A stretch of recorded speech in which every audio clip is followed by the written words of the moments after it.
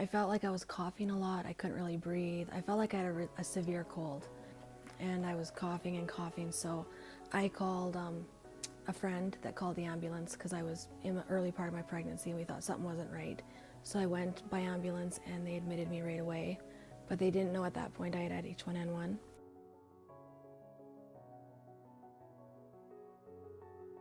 Well, I went in, it was so quick, like within a matter of days, I was fully paralyzed and put on full life support. I mean, they didn't even have a chance to call and let my mom or dad know. They'd just come back to see me that later on that afternoon, and they recognized it because it was my hair in the picture. Or sorry, in the closed cubicle room, they recognized my hair. My dad said, no, that can't be her. And then my mom started panicking because it was. I went from, you know, doing okay and to being like completely, basically a vegetable. I couldn't move, I couldn't talk. The life support wasn't working so well, so they had to completely paralyze me. And they ran nitric oxide through me to open my lungs quicker. And they also inserted 11 chest tubes to drain the fluid from my lungs, which just didn't seem to be helping. And pretty much a last resort was they had proned me, they laid me on my stomach, which they don't normally do when you're pregnant, but it was kind of a last option, and they said if they hadn't done that, I wouldn't have made 72 more hours. We were pretty sure that Briar Rose had not made it. They said that they weren't comfortable, you know, taking a baby out of someone that was in a coma, so they wanted to wait, and then obstetrics was in there just kind of checking things out, and they found a heartbeat, and she was moving around, and they were just amazed because it wasn't likely, because we've been so close to death repeatedly that she was still alive. They couldn't understand it.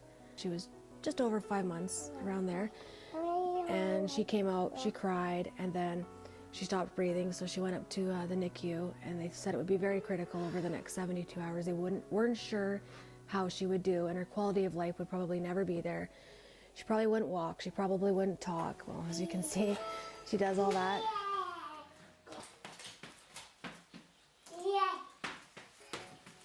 I worry like lifelong more for her respiratory system. Like she just can't handle like normal things like activities and running, and she has a mild cerebral palsy because she was born so early. She's had problems with her vision, she's had surgery, we have one more surgery, and she has a lot of problems with breathing. She tends to get sick very, very easy.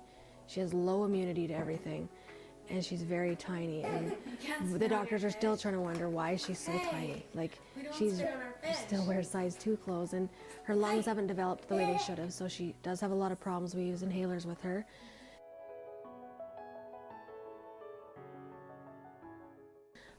I have a lot of pain that I have every day, like in my feet and hands. Like the nerve damage just didn't really go away. It was just so much. My voice, my breathing was also damaged because I was intubated so long. It wasn't just 7 days, it was months. My memory has been really impaired by all of it, especially my short term. I forget things a lot, and it does a lot to like your kidneys, your lungs, everything. It damages your body so fast. And I mean, there was nights they gave me stuff to make me comfortable while I was going to pass away. Get the shot, take care of your health, make sure you're immunized, make sure you have all your immunizations regardless, especially for your children. Yes, it's hours in a lineup and you got to wait in a big room and there's hundreds of people. But there's a reason there's that lineup, and there's a reason there's hundreds of people there. And you can be waiting for hours in that room, or you can be waiting for months in that hospital bed to maybe pass away. That's all I can say.